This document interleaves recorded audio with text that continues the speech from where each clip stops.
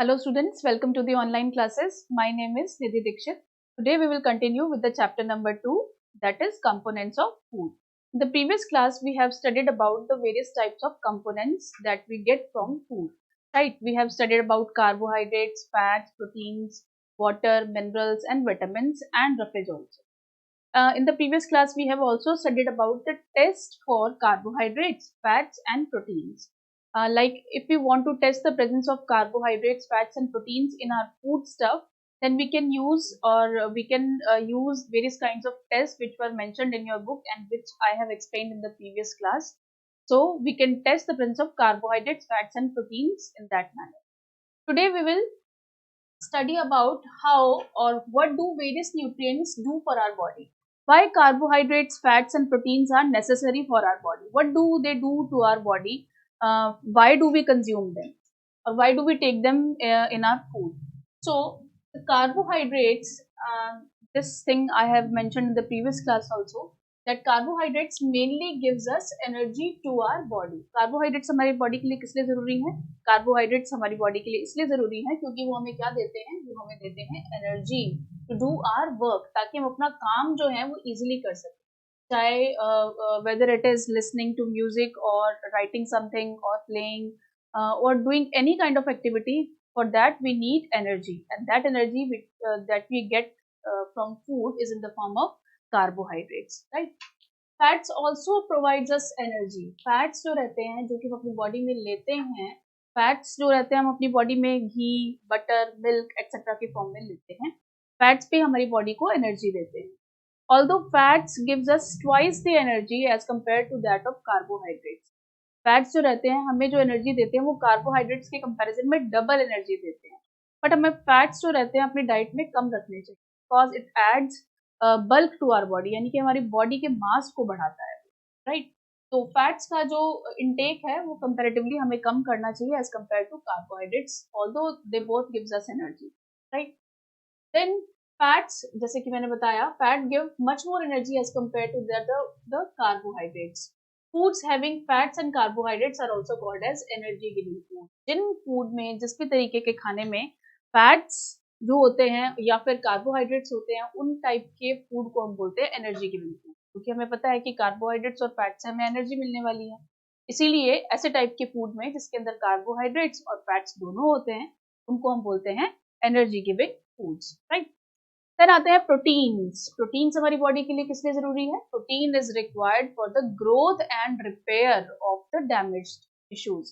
हमारी बॉडी में जहां भी डैमेज होता है उसको रिपेयर करने का काम कौन करता है? उसको रिपेयर करने का काम करते हैं प्रोटीन्स. प्रोटीन्स हमारी बॉडी के लिए बहुत ज्यादा जरूरी होते हैं. प्रोटीन्स को हम बॉडी बिल्डिंग फूड भी बोलते हैं क्योंकि ये हमारी बॉडी में डैमेज थिंग्स को रिपेयर करने का काम करते हैं. That is why it is also called as body building food, right? तो हमने देखा कार्बोहाइड्रेट्स का दूसरा नाम है एनर्जी गिविंग फूड और प्रोटीन्स का दूसरा नाम है बॉडी बिल्डिंग फूड. विटामिन्स किस तरह से हेल्प करते हैं और मिनरल्स किस तरह से हेल्प करते हैं? विटामिन्स और मिनरल्स जो रहते हैं ये हमारी बॉडी को डिजीजेस से बचाते हैं, right? That is why they are also called as body defenders. इनको हम क्या बोलते हैं? इनको हम बॉडी डिफेंडर्स भी बोलते हैं. किससे डिपेंड करते हैं हमें? ये डिजीजेस से हमें बचाने का काम करते हैं, बीमारियों से बचाने का काम करते हैं, इसीलिए उनको हम डिफेंडर्स भी बोलते हैं. Vitamins also help in making our eyes, bones, teeth, gums healthy and stronger. Vitamins जो रहते हैं हमारी बॉडी में, जो आईज हैं, बोन्स हैं, टीथ हैं, गम हैं, उनको स्ट्रॉन्ग बनाने का, उनको हेल्दी बनाने का काम भी करते हैं. जैसे कि आपने सुना होगा कि विटामिन ए से हमारी आईज स्ट्रॉन्ग बनती हैं, आईज की जो आई साइट है वो इम्प्रूव होती है. विटामिन बी से हमारी जो स्किन है वो इम्प्रूव होती है, हमारी नर्व्स स्ट्रॉन्ग बनती हैं.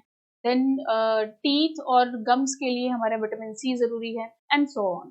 तो इस तरह से हमने देखा कि किस तरह से कार्बोहाइड्रेट्स, फैट्स और प्रोटीन्स और विटामिन और मिनरल्स हमारी बॉडी के लिए जरूरी होते हैं, right? Next, some sources of carbohydrates. Carbohydrates जो रहते हैं हम अपनी डे टू डे डाइट में, उनमें कुछ पिक्चर्स दी हुई हैं. जैसे राइस आप लेते हैं, राइस एक तरह का कार्बोहाइड्रेट है. मैंगो भी है, मैंगो में शुगर होती है, शुगर एक तरह का, या ग्लूकोज एक तरह का कार्बोहाइड्रेट है. मेज है, व्हीट है, स्वीट पोटैटो यानी कि शकरकंदी है, पपाया यानी कि पपीता है, बाजरा है, शुगर केन यानी कि गन्ना, पोटैटो यानी कि आलू. ये सारे के सारे क्या हैं? These all are the sources of carbohydrates, right? Next is some sources of fats and plant sources and animal sources. ये देखिए, ये आपको दिए हुए हैं. These are the plant sources जहां से कि हमें फैट्स मिलते हैं. प्लांट सोर्सेज में ग्राउंडनट ऑयल जो हम यूज करते हैं खाना बनाने में, देन आमंड ऑयल हम लोग यूज करते हैं, आमंड ऑयल यानी कि बादाम का तेल, देन तिल का तेल जो सीसेम ऑयल हम लोग यूज करते हैं खाना बनाने में. ये सब क्या है?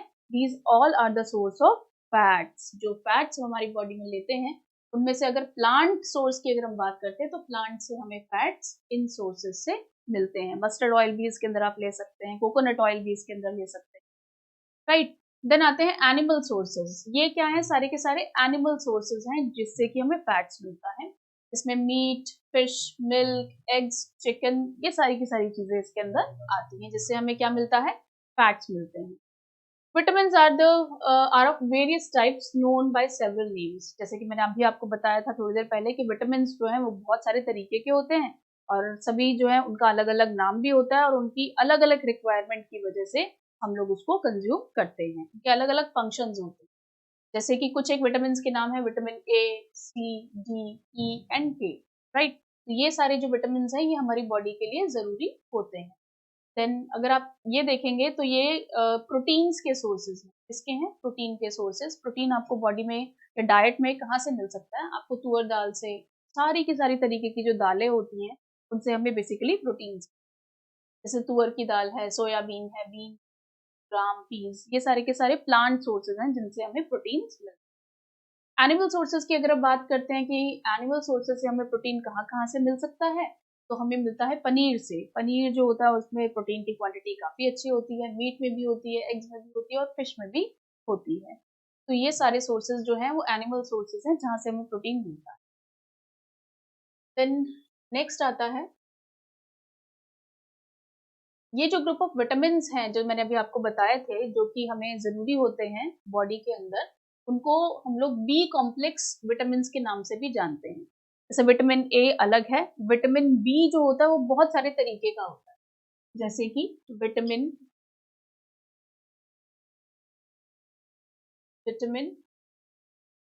B1 होता है, B2 होता है, B3 होता है, B5 होता है, B6, B12 and so on. तो ये सारे के सारे जो होते हैं ये किसके अंदर इंक्लूड कर लेते हैं हम लोग? इनको इंक्लूड करते हैं विटामिन बी कॉम्प्लेक्स के अंडर. और इन सब का अलग अलग रोल होता है. B1 का अलग है, B2 का अलग है, B3 का अलग है, B6 का अलग है, B12 का अलग है. इन सबके अलग अलग रोल होते हैं. तो इन सबको हम क्लब टुगेदर कर देते हैं, उनको हम बोल देते हैं विटामिन बी कॉम्प्लेक्स. और ये सारे के सारे टाइप के जो विटामिन मैंने आपको नाम दिए ए, बी, सी, डी, ई और के, ये सारे किस लिए जरूरी होते हैं? ये सारे छोटी छोटी क्वांटिटी में सभी रिक्वायर्ड होते हैं, राइट. इनकी क्वांटिटी जो होती है वो कम या ज्यादा हो जाती है depending upon person to person. सभी की रिक्वायरमेंट्स अलग अलग होती हैं. तो अगर आपके बॉडी में किसी चीज की डेफिशिएंसी है, मान लीजिए विटामिन बी की डेफिशिएंसी है, तो अगर आप डॉक्टर के पास जाते हैं तो डॉक्टर आपके सिम्टम्स देख के आपको बताएगा कि आपको कौन से विटामिन की डेफिशिएंसी है और आपको कौन सी दवाई लेनी चाहिए. तो ये सारे विटामिन कम या ज्यादा क्वांटिटी में आपको या कंट्रोल्ड या बैलेंस्ड क्वांटिटी में आपको रोज लेने चाहिए, नहीं तो कोई ना कोई डिजीज हमको हो सकता है. जैसे कि विटामिन ए का जो सोर्स है वो क्या है? आपको कैरेट से मिल सकता है विटामिन ए, मिल्क से मिल सकता है, फिश ऑयल से मिल सकता है, पपाया से और मैंगो से. मोस्टली जो कलर्ड फ्रूट्स होते हैं, येलो या ऑरेंज कलर के जो फ्रूट्स होते हैं उनसे हमें विटामिन ए मिलता है. और विटामिन ए किस लिए जरूरी होता है? विटामिन ए जो होता है वो हमें जरूरी होता है किस चीज के लिए? हमारी आई साइट के लिए. क्योंकि अगर विटामिन ए हम अपनी बॉडी में अच्छे से नहीं लेंगे, हमारी डाइट में नहीं लेंगे, तो हमें क्या हो सकता है? Night blindness. क्या हो सकता है? Night blindness. नाइट ब्लाइंडनेस क्या हो सकता है? क्या होता है? जैसे कि नाम से ही क्लियर हो रहा है, नाइट ब्लाइंडनेस. नाइट मतलब रात, ब्लाइंडनेस मतलब दिखाई नहीं देना. तो रात को जब हमें दिखाई देना कम हो जाता है तो वो हो सकता है विटामिन ए की डेफिशिएंसी से. तो इसको अगर आपको नहीं चाहिए कि अगर मुझे ये बीमारी नहीं हो तो उसके लिए आपको क्या करना चाहिए? आपको अपने डाइट में विटामिन ए बहुत अच्छे से लेना चाहिए. देन आता है some sources of vitamin B. Vitamin B के कौन कौन से सोर्सेज हो सकते हैं? जैसे कि राइस आएगा इसके अंदर, और क्या आ सकता है? व्हीट आ सकता है, लिवर जो होता है चिकन से, वो हमें विटामिन बी का रिचेस्ट सोर्स होता है. विटामिन सी की अगर हम बात करें तो विटामिन सी जो होता है ना वो आपको जो भी सिट्रस फ्रूट्स होते हैं, सी फॉर सिट्रस, सिट्रस फ्रूट्स का मतलब क्या होता है? सिट्रस मतलब खट्टे फल, जो भी खट्टे फल होते हैं जैसे कि नींबू है, मौसमी है, तो इन सब से हमें क्या मिल सकता है? ऑरेंज है, ग्रीन चिली, ऑल्दो वो खट्टी नहीं होती लेकिन उसके अंदर भी विटामिन सी होता है। गुआवा जो है, अमरूद है, आंवला, आंवला जो होता है, आंवला और नींबू, they are the richest source of vitamin C, तो हमें अपनी डाइट में उनको लेना चाहिए। तो विटामिन सी से क्यों हमें विटामिन सी लेना चाहिए? विटामिन सी इसलिए लेना चाहिए क्योंकि अगर हम विटामिन सी नहीं लेंगे तो हमारे टीथ और हमारे जो गम्स हैं वो स्ट्रांग नहीं होंगे, हमारे जो टीथ हैं वो बहुत जल्दी टूटने लग जाते हैं, हमारे गम्स में से ब्लीडिंग स्टार्ट हो जाती है, दांतों में से खून निकलने लग जाता है, मसूड़ों में से खून निकलता है। उसको अगर आपको अवॉइड करना है तो आपको क्या लेना चाहिए? विटामिन सी लेना चाहिए, राइट। देन आते हैं विटामिन डी के कौन कौन से सोर्सेज हो सकते हैं। विटामिन डी जो होता है वो हमारी हेल्दी बोन्स के लिए बहुत ज्यादा जरूरी है। हमारी जो बोन्स होती है ना वो बनी होती है कैल्शियम और फास्फोरस से, और कैल्शियम और फास्फोरस अगर हम अपनी डाइट में लेते हैं, ठीक है, लेकिन विटामिन डी नहीं ले रहे हैं, तो वो जो कैल्शियम और फास्फोरस आपने लिया वो आपकी बॉडी में एब्जॉर्ब नहीं होगा। तो अगर आप चाहते हैं कि विटामिन कैल्शियम और फास्फोरस आपकी बॉडी में अच्छे से एब्जॉर्ब हो, आपकी बोन स्ट्रांग बने, तो क्या लेना चाहिए? Vitamin D. और विटामिन डी के कौन कौन से सोर्सेज हो सकते हैं? उसमें आपको मिल्क, आपको एग, फिश, लिवर, अगर आप ये सोर्सेज लेते हैं तो आपकी बॉडी में विटामिन डी की डेफिशिएंसी नहीं होगी और आपकी बोन्स जल्दी टूटेंगी नहीं, वो हेल्दी और स्ट्रांग बने, राइट। तो हमने देखा कि किस तरह से vitamin A, B, C, D हमारे लिए जरूरी है। विटामिन सी, जैसे कि आपको यहाँ पर लिखा भी हुआ है, विटामिन सी किस लिए जरूरी है? विटामिन सी जरूरी है हमारे हमारे अंदर इम्यूनिटी डेवलप करने के लिए। जैसे अभी आजकल कोरोना का टाइम चल रहा है तो सभी ने बोला कि सिट्रस फ्रूट्स खाने चाहिए। सिट्रस फ्रूट्स क्यों खाने चाहिए? क्योंकि उसके अंदर होता है विटामिन सी, और इसी विटामिन सी से हमें डिजीजेस से लड़ने की ताकत मिलती है, राइट। फिर आता है विटामिन डी। विटामिन डी किस लिए जरूरी है? ताकि हमारी बॉडी जो है वो कैल्शियम जो है उसको आसानी से मिल सके, और कैल्शियम अगर हमें मिलेगा तो हमारी बोन्स और हमारी टीथ क्या होंगे? स्ट्रांग बनेंगे। अब ये तो थी, हमने विटामिन के बारे में पढ़ा, हमने कार्बोहाइड्रेट्स के बारे में पढ़ा, फैट्स के बारे में पढ़ा, प्रोटीन्स के बारे में पढ़ा और विटामिन के भी बारे में पढ़ा। अब हम पढ़ेंगे मिनरल्स के बारे में। मिनरल्स हमारी बॉडी के लिए क्यों जरूरी होते हैं? मिनरल्स जो रहते हैं, they are required by our body in small quantity. Vitamin जैसे कि स्मॉल क्वांटिटीज में रिक्वायर्ड थे, वैसे ही मिनरल्स भी हमारी बॉडी में बहुत ही कम क्वांटिटी में रिक्वायर्ड होते हैं, लेकिन सभी का अपना एक इम्पॉर्टेंट रोल होता है ताकि हमारी बॉडी में अच्छे से ग्रोथ हो, डेवलपमेंट हो और गुड हेल्थ हमारी मेंटेन हो, राइट। तो इस तरह से आपको कुछ एक जो मिनरल्स हैं उनके नाम गिवन है, जैसे कि हमें गिवन है आयोडीन। आयोडीन एक तरह का मिनरल होता है, राइट। तो जो आप सॉल्ट खाते हैं, मोस्टली हमें जो पैकेट में बाजार में मिलता है, दैट इज आयोडाइज्ड सॉल्ट। क्या है? आयोडाइज्ड सॉल्ट होता है, क्योंकि अगर हमारी बॉडी में आयोडीन की कमी हो जाती है तो हमारी बॉडी में क्या हो सकता है? गोइटर। गोइटर यानी कि गले में बहुत ज्यादा स्वेलिंग आ जाती है। क्यों आती है? क्योंकि उससे थायराइड ग्लैंड जो कि हमारे नेक में होता है वो प्रॉपर फंक्शनिंग नहीं करता है, राइट। तो आयोडीन आपको कहाँ कहाँ से मिल सकता है? आपको जिंजर से मिल सकता है, आपको क्रीम से मिल सकता है, आपको फिश से मिल सकता है, जो भी सी फूड होते हैं, ठीक है, जैसे कि प्रॉन्स हैं, फिश है, लॉबस्टर्स हैं, इन सब से हमें क्या मिल सकता है? आयोडीन। वैसे हमें आयोडीन की कमी जो होती है वो नहीं होती, कि आजकल जो हमें सॉल्ट मिल रहा है वो आयोडाइज्ड सॉल्ट, ठीक है। फिर आता है हमारी बॉडी जो होती है विटामिन डी को प्रिपेयर करती है in the presence of sunlight. देखा कि विटामिन डी जो होता है वो हमारी बॉडी में जरूरी है, लेकिन विटामिन डी मिलता कहाँ से है? आपको बोलते हैं ना कि मम्मी पापा की सुबह की जो गुनगुनी धूप होती है उसमें हमें बैठना चाहिए। क्यों बैठना चाहिए? क्योंकि उससे हमें मिलता है विटामिन डी। आपकी बॉडी की पूरे दिन की जो विटामिन डी की रिक्वायरमेंट है, अगर आप सुबह 15 मिनट भी गुनगुनी धूप में बैठते हैं, अर्ली मॉर्निंग की जो धूप होती है, तो उससे आपकी विटामिन डी की जो रिक्वायरमेंट है पूरे दिन की वो फुलफिल हो जाती है। तो इसलिए हमें थोड़ी देर धूप में बैठना चाहिए, और इससे क्या होगा? आपकी बॉडी में डेफिशिएंसी जो है विटामिन डी की नहीं होगी, ठीक है। तो ये देखिए, सुबह सुबह जो है हमें कहाँ बैठना चाहिए? धूप में बैठना चाहिए, पिक्चर में भी दिखाया गया है। आ, ये सारी हमें इसके अंदर बातें बताई गई। देन आयरन की, अगर हम सोर्सेज की, मिनरल की अगर हम बात कर रहे थे, तो कुछ सोर्सेज हैं आयरन के, वो ये वाले हैं, सारे के सारे फ्रूट्स हैं। जो भी ग्रीन लीफी वेजिटेबल्स होती है ना, they are the richest source of iron. तो ऑल्दो हमें वो ग्रीन लीफी वेजिटेबल्स अच्छी नहीं लगती हैं, लेकिन आयरन हमें उन्हीं से मिलता है। और आयरन क्यों जरूरी है? क्योंकि आयरन से हमें जो हीमोग्लोबिन है, जो कि एक पिगमेंट होता है हमारे ब्लड के अंदर, उसको बनाने में आयरन का बहुत इंपॉर्टेंट रोल होता है। तो अगर हमें चाहिए कि खून की क्वांटिटी हमारी बॉडी में अच्छी हो, तो हमें आयरन लेना चाहिए। और आयरन कहाँ से मिलेगा? ग्रीन लीफी वेजिटेबल्स और फ्रूट से हमें आयरन मिलता है। नेक्स्ट हम बात करते हैं कैल्शियम की। तो कैल्शियम भी एक तरह का मिनरल है, वो हमें कहाँ से मिल सकता है? मिल्क से और एग से। ठीक है, तो इस तरह से आपके अंदर मिनरल्स जो हैं वो इस तरह से आपको सोर्सेस अवेलेबल होते हैं। देन बात करते हैं, अब हमने सारे तरीके के न्यूट्रिएंट्स की बात कर ली, लास्ट में आता है हमारे पास रफेज, जिसको हम लोग बोलते हैं डाइटरी फाइबर्स। ये डाइटरी फाइबर्स और वाटर भी हमारी बॉडी में एक इम्पॉर्टेंट कंपोनेंट है। आपने सारे तरीके के खाने खा लिए, आपने सारे तरीके के कंपोनेंट्स ऑफ फूड ले लिए, लेकिन अगर आपकी डाइट में फाइबर नहीं है और वाटर नहीं है, तो डाइजेशन जो है आपकी बॉडी में अच्छे से नहीं होगा और आपको दूसरी डाइजेस्टिव ट्रबल्स हो सकती हैं। फाइबर की कोई न्यूट्रिटिव वैल्यू नहीं होती, मैं आपको बार बार यही बता रही हूँ। फाइबर जो आप लेते हैं, आप खीरा, टमाटर, ककड़ी वगैरह कुछ भी खाते हैं, उसकी न्यूट्रिटिव वैल्यू जो होती है ऑल्दो कम होती है, लेकिन हमें उससे पानी मिलता है। और क्या मिलता है हमें उससे? उससे रफेज मिलता है, यानी कि बल्क मिलता है हमारे डाइजेस्टिव एक्टिविटीज ताकि इजिली रन कर सके। तो हमारी बॉडी को ऑल्दो ये स्मॉल क्वांटिटी में चाहिए और उसकी कोई न्यूट्रिटिव वैल्यू भी नहीं है रफेज की, लेकिन किस चीज से हमें बचाती है? It prevents constipation. ठीक है, कॉन्स्टिपेशन से हमें बचाती है।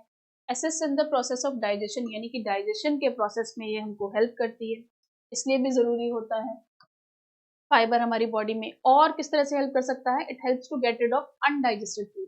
जो भी वेस्ट मटेरियल हमारी बॉडी में जनरेट होता है, उसको एक्सपेल आउट करने में जो डाइटरी फाइबर है वो एक इम्पॉर्टेंट रोल प्ले करते हैं। रफेज जो होता है, it is provided by the plant products. Roughage जो होता है ना, वो किससे मिलता है हमें? प्लांट या प्लांट प्रोडक्ट से हमें रफेज मिलता है। उसके मेन सोर्सेज वेजिटेबल्स हैं, कैरेट्स हैं, कैबेज है, जैसे मैंने आपको बताया अभी, और फ्रूट्स हैं सारे के तरीके के, एप्पल, पीचेस, और होल ग्रेन, साबुत अनाज जैसे कि rice, wheat, pulses, bean, all these are the sources of roughage. ये सारे के सारे क्या है? रफेज के सोर्सेज है, डाइट में लेने चाहिए। पानी किस लिए जरूरी है? Water helps our body parts to soak up the nutrients from the meat. जो भी खाना हमने खाया, उसके अंदर जो भी न्यूट्रिएंट्स हैं, उसको एब्जॉर्ब करने में कौन हेल्प करता है? वाटर हेल्प करता है। It also helps in throwing out some waste from our body as urine and sweat.